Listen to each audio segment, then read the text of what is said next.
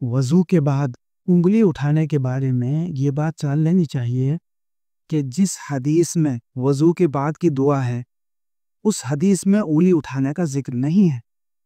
البتہ اٹھا سکتے ہیں۔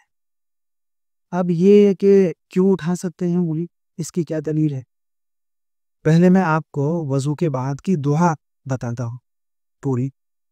دیکھیے، اللہ کے رسول صلی اللہ علیہ وسلم نے فرمایا، جس نے اچھی طرح سے وضو کیا اور وضو کے بعد اوپر کو دیکھ کر یہ کہا، اشہد ان لا الہ الا اللہ وحدہ لا شریک لہ واشہد ان محمدًا عبدہ ورسولہ، اس شخص کے لیے جنت کے 8 دروازے کھل جائیں گے، جس سے چاہے وہ داخل ہو جائے۔